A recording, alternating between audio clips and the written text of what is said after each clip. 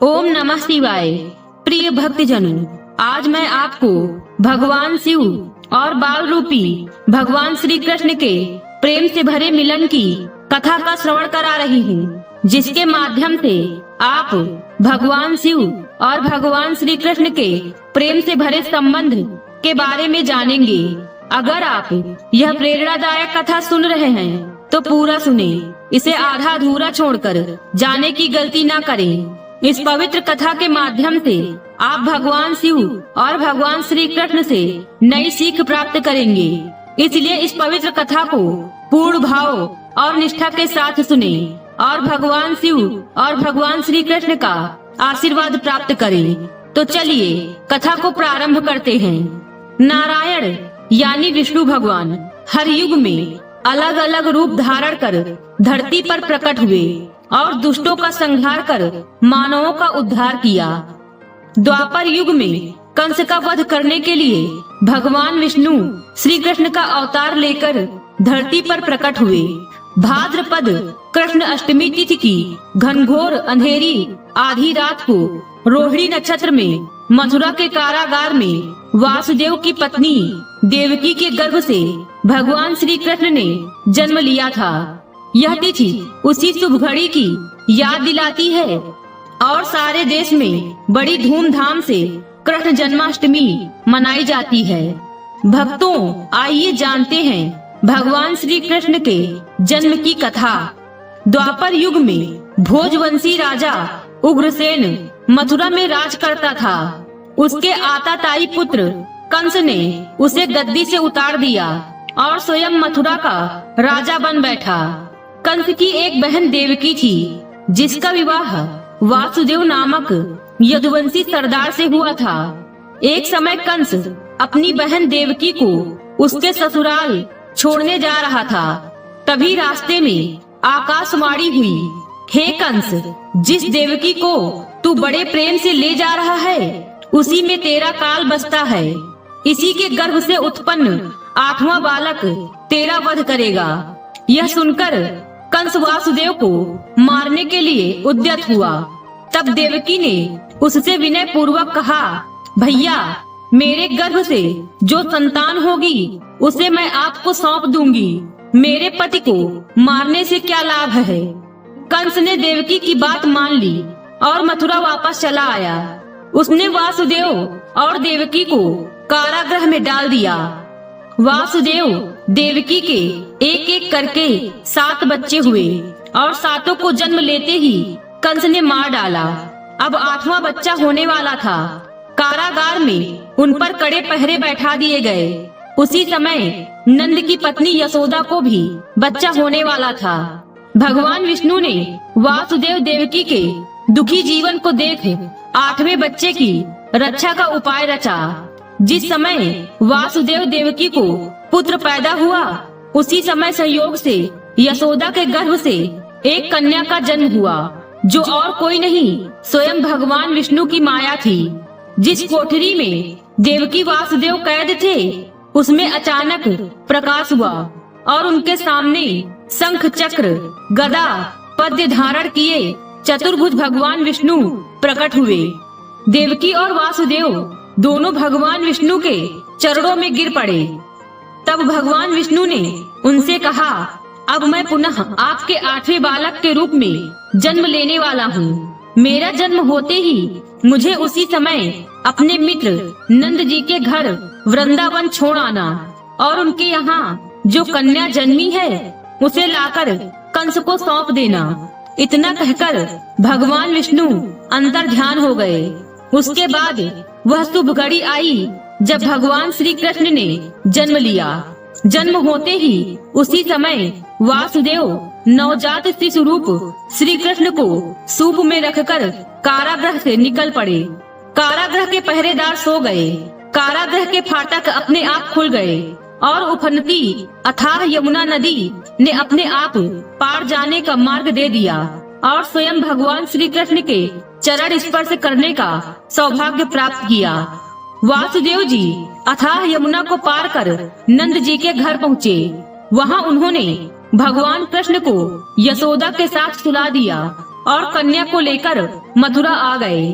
कारागृह में फाटक अपने आप बंद हो गए। अब कंस को सूचना मिली कि वासुदेव देवकी को बच्चा पैदा हुआ है। उसने बंदी गृह में जाकर देवकी के हाथ से नवजात कन्या को छीनकर पृथ्वी पर पटक देना चाहा, परंतु वह कन्या आकाश में उड़ गई और वहां से कहा, अरे मूर्ख, मुझे मारने से क्या होगा? तुझे मारने वाला तो वृंदावन में जा पहुंचा है। वह जल्द ही तुझे तेरे पापों का दंड देगा। यही है कृष्ण जन्म की कथा। भक्तों, आइए अब बाल रूपी भगवान श्री कृष्ण और भगवान शिव के प्रेम से भरे मिलन की कथा जानते हैं। जब भगवान श्री कृष्ण का जन्म हुआ था, तब उस समय भगवान शिव जी समाधि में थे। जब वह समाधि से जागृत हुए, तब उन्हें नारद जी से मालूम हुआ कि भगवान श्री कृष्ण ब्रज में बाल रूप में प्रकट हुए हैं। यह सुनकर भगवान शिव जी ने बाल कृष्ण के दर्शन के लिए विचार किया और साधु का रूप रखकर अपने 2 गढ़ श्रृंगी और भृंगी को अपना शिष्य बनाकर चल दिए। भगवान शंकर अलख जगाते हुए गोकुल पहुँचे। शिव जी नंद भवन के द्वार पर आकर खड़े हो गए। तभी नंद भवन से एक दासी जोगी रूप में आए शिव जी के पास आई और कहने लगी कि यशोदा जी ने यह भिक्षा भेजी है, इसे स्वीकार करें और लल्ला को आशीर्वाद दें। शिव जी बोले, मैं भिक्षा नहीं लूंगा। गोकुल में यशोदा जी के घर बालक का जन्म हुआ है। मैं उनके दर्शन के लिए आया हूँ। मुझे लल्ला के दर्शन करने हैं। दासी ने अंदर जाकर यशोदा माता को बताया। यह सुनकर यशोदा जी को बड़ा आश्चर्य हुआ। उन्होंने बाहर झांक कर देखा कि साधु खड़े हैं, जिन्होंने बाघंबर पहना है, गले में सर्प है, भव्य जटा है, हाथ में त्रिशूल है। यशोदा माता ने साधु को प्रणाम करते हुए कहा कि मैं लल्ला को बाहर नहीं लाऊंगी। आपके गले में सर्प है, जिसे देखकर मेरा लल्ला डर जाएगा। शिवजी बोले कि माता, तेरा लल्ला तो काल का भी काल है, ब्रह्म का भी ब्रह्म है। वह किसी से नहीं डर सकता, उसे किसी की भी कुदृष्टि नहीं लग सकती, और वह तो मुझे पहचानता है। वह मुझे देखकर प्रसन्न होगा। माँ, मैं लल्ला के दर्शन के बिना ना ही पानी पीऊंगा और ना ही यहाँ से जाऊंगा, और यही आपके आंगन में ही समाधि लगाकर बैठ जाऊंगा। शिवजी नंद भवन में आश्वेश्वर महादेव के मंदिर में श्री कृष्ण के दर्शन के लिए बैठ गए।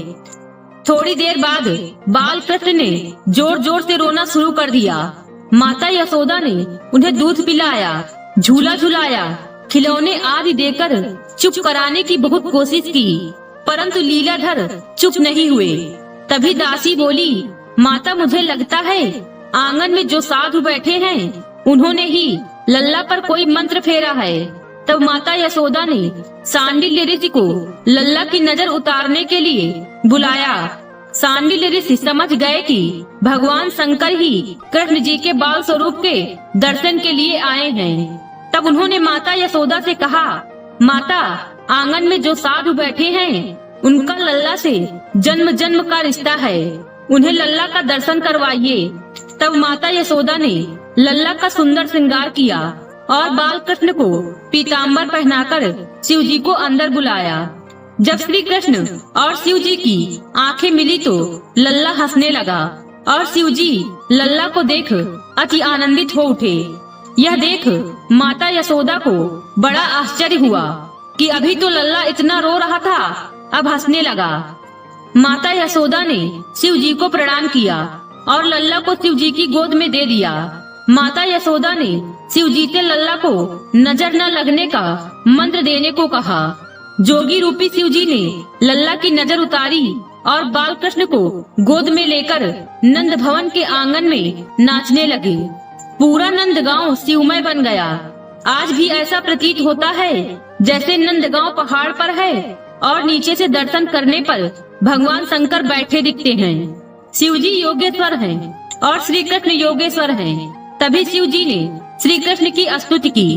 भगवान श्री कृष्ण भगवान शिव से कहते हैं, मुझे आपसे बढ़कर कोई प्रिय नहीं है, आप मुझे अपनी आत्मा से भी अधिक प्रिय हैं। तो भक्तों, भगवान शिव और भगवान श्री कृष्ण की यह प्रेम भरी कहानी सुनकर तो आप लोगों के हृदय भी भर आए होंगे। कितना मधुर मिलन था भगवान श्री कृष्ण और भगवान शिव जी का। आज की वीडियो में बस इतना ही। उम्मीद है वीडियो पसंद आई होगी। इस वीडियो में बोलते समय कोई त्रुटि हुई हो तो क्षमा करें। वीडियो पसंद आई हो तो वीडियो को लाइक और शेयर करें और चैनल को सब्सक्राइब कर दें और कमेंट बॉक्स में हर हर महादेव लिखना बिल्कुल न भूलें। मिलते हैं अगले वीडियो में। खुश रहिए और खुशियाँ बांटते रहिए। हर हर महादेव।